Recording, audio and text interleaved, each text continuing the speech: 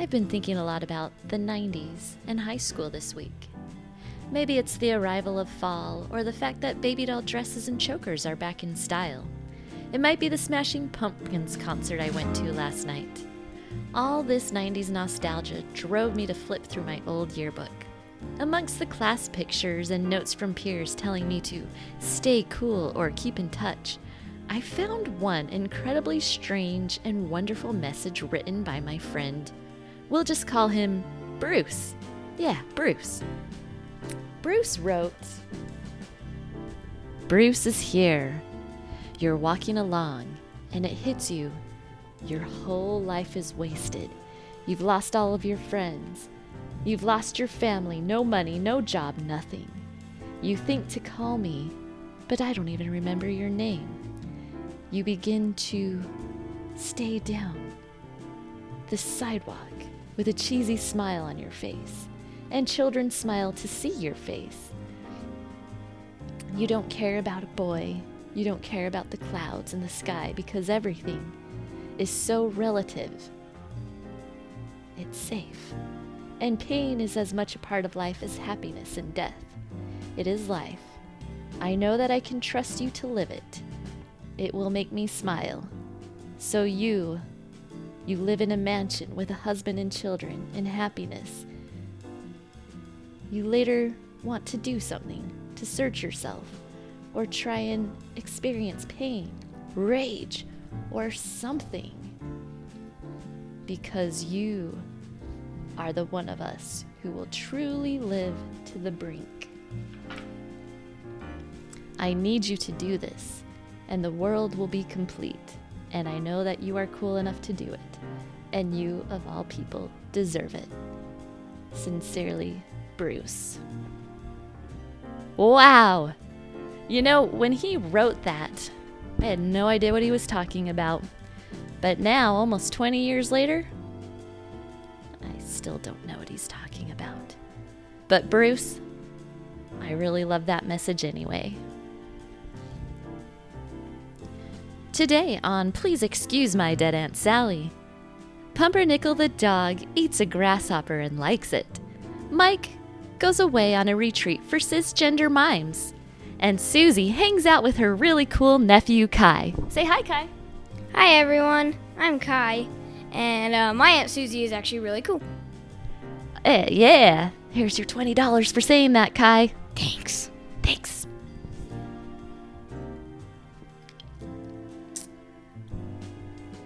This week we have just one listener question. This question comes from Bobby in Bangor, Maine.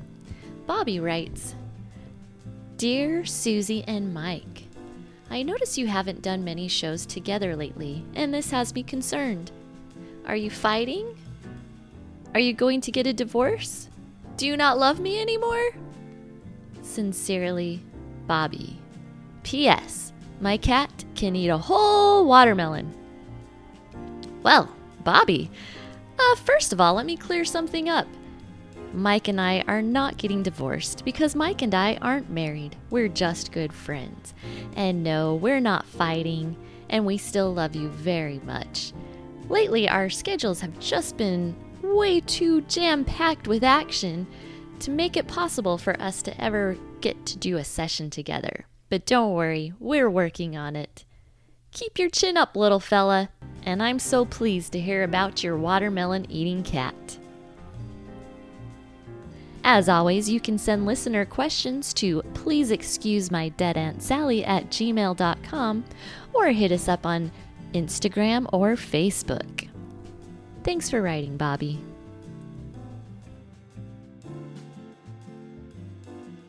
Dear listeners, since Mike is away learning the delicate craft of pantomime, I've reached out to a very special guest who will join me to talk about nothing at all. Please give a warm Labor Day welcome to my best friend since 11 years old, Mary.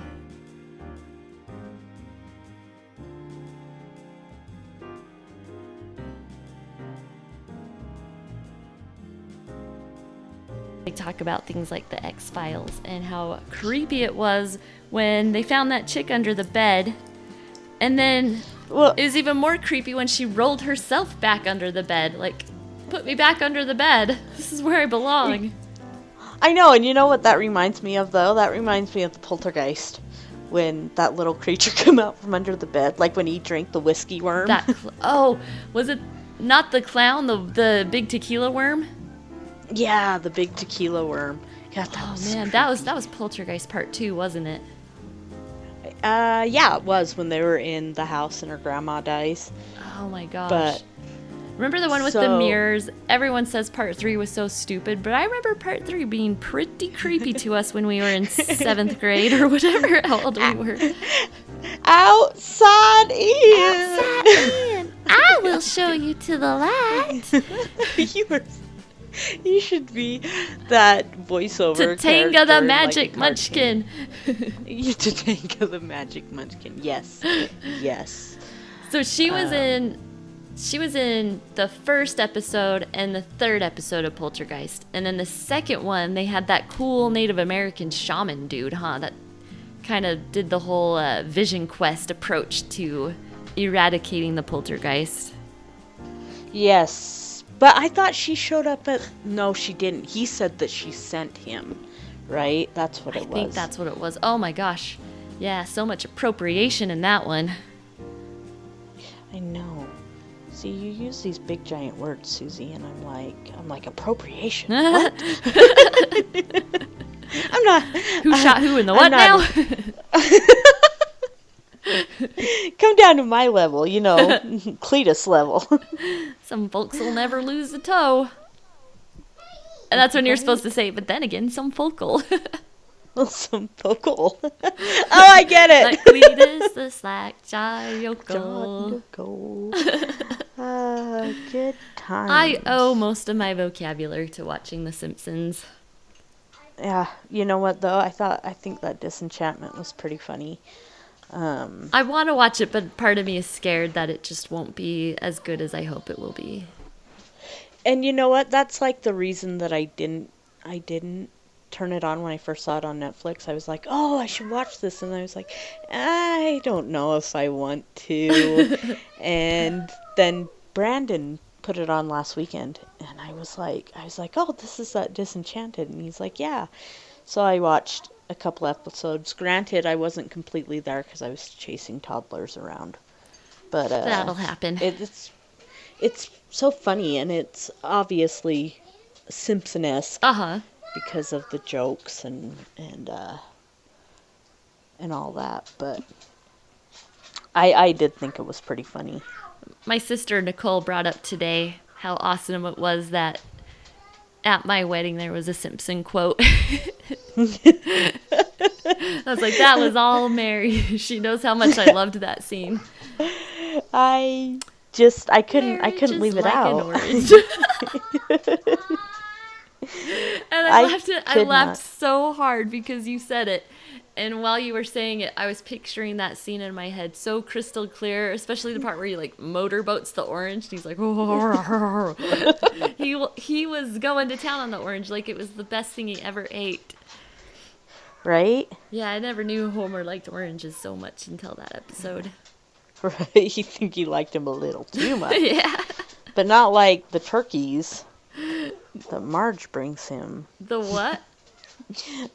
the episode where he goes on that business trip with Wendy. Oh yeah. Oh Margie, Was it Wendy? You came and you brought me a turkey. Right? Yeah, that was the one. Now I'm looking on IMDb. So I got in a big debate with this guy over that episode, and he said it was a horrible episode because he cheated on Marge with that lady, but he was just picturing Marge the whole time. And I said, no, I think he called and invited Marge because he was tempted by that lady, and he did the right thing and invited his wife out there. And we got in a big old fight.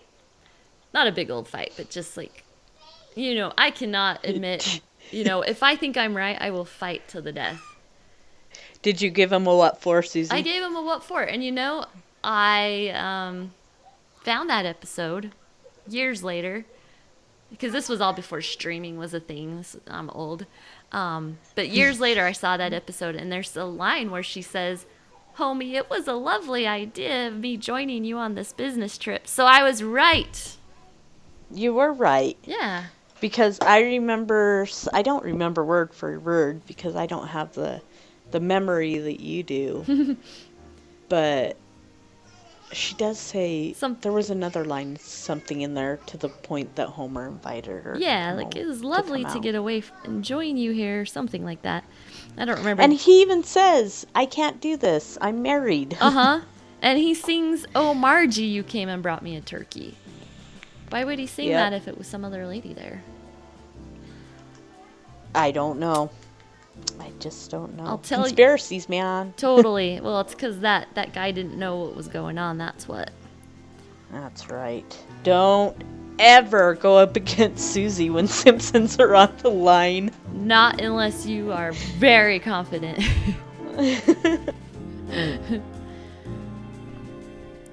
Music for today's episode was produced by Kevin McLeod. Please continue to send listener questions to pleaseexcusemydeadaunt Sally@gmail.com or reach us on social media. Happy Labor Day, everyone!